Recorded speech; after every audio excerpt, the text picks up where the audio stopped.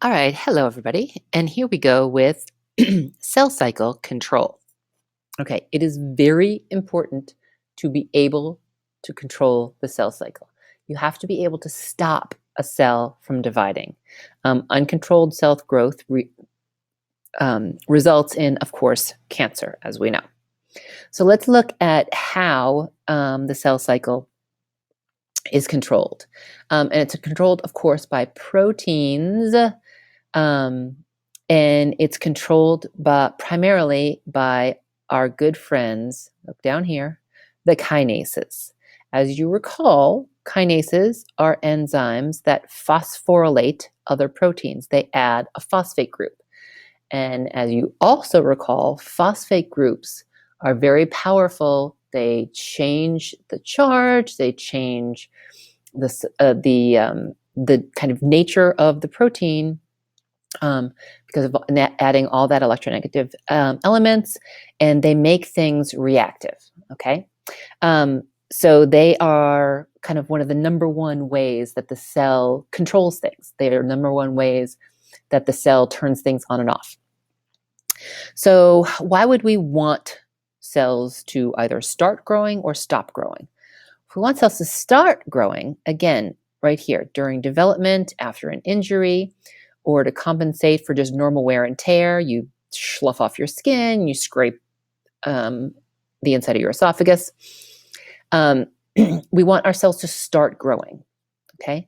And cells can release molecules called growth factors, which are kind of like hormones, and they target the cells that you want to grow and tell them to grow. The cell cycle, again, is driven by these proteins called cyclin-dependent kinases, okay, or CDKs. Now, of course, these, again, are kinases, so they phosphorylate other proteins, either turning on or turning off, stimulating or inhibiting the activity of the protein. Okay, we call CDKs cyclin-dependent because they are only active when they bind to other proteins called cyclins. So their activity is dependent on them binding to these cyclin proteins. Okay? All right. So we're going to look a little bit more specifically at how this works. So cell division, if we want to turn cell division on, the growth factor will come and bind to the cell. And what happens is that causes cyclins to be made. And the cool thing is that CDKs are in the cell all the time. Okay? But cyclin is only in the cell some of the time. And CDKs will only be active when cyclin is present. Okay? So the cell can control the activity of the CDK by controlling whether or not there's cyclin. So these growth factors will turn on the synthesis of cyclin. Then the cyclins bind to and activate CDKs. And then these complexes stimulate synthesis and activity of other proteins that are required for DNA synthesis, causing the cell to enter S phase. And then it'll go from S into G2 and on to M phase, et cetera, and so on. So let's just have a look at that. We're going to look at some other CDKs first.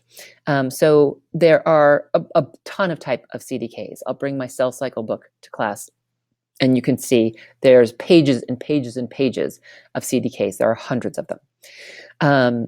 So some of the other ones become activated, so that this CDK on the previous page here would be activated in G1 and cause the cell to enter S phase.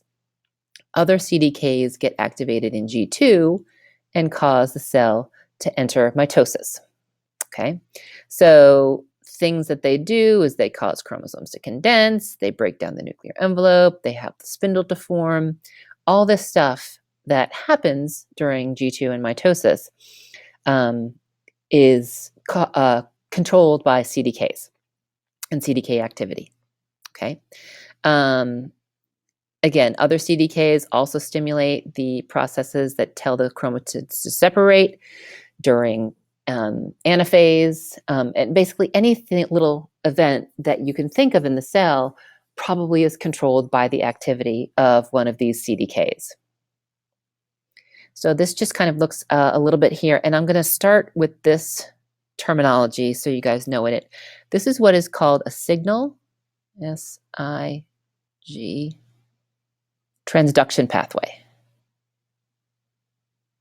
T-I-O-N, pathway. Okay, and this is one type of signal transduction pathways. There are many types of signal transduction pathways. Okay, so we want this cell to grow. This is our target cell. So a growth factor that's secreted by some other cell binds to a receptor, a growth factor receptor. Once that complex is bound, it activates the synthesis of a cyclin. Once the cyclin is made, then the cyclin can bind to its CDK, and we have our cyclin CDK complex, and then the active CDK can go and stimulate DNA replication or chromosome condensation or whatever it is that will move the cell cycle forward. Now, there are these things in the cell cycle called checkpoints. And basically, they're little spots that the cell cycle stops at. They're little stop signs. And they're normally before something kind of important is going to happen, like S phase or M phase. And the cell kind of stops, checks and makes sure everything okay before it proceeds. And I think I've kind of talked about this already, but I didn't say kind of how the cell stops and checks before it proceeds. And this is how. CDKs drive the cell cycle, but these checkpoints, again, ensure that at the end of S phase, DNA synthesis is completed. Okay, ensures that chromosomes move in the right way during mitotic cell division. They really kind of stop the cell and say, hang on, make sure everything's okay before you move to the next step. A couple of checkpoints in the cell cycle. There's three major ones, okay? And all of them are regulated by CDK complexes. So the first one is at the juncture of G1 to S. The second one is at the juncture of G2 to mitosis. And the third one is between metaphase and anaphase. So if we put our little clock up, okay, so G1, S, G2, M. So there's a checkpoint right here. There's a checkpoint right here.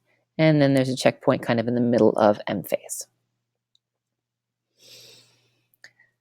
The G1 to S checkpoint makes sure that this DNA is completely ready to be replicated. It makes sure it has enough nucleotides around, make sure there's nothing wrong with the DNA before it replicates it.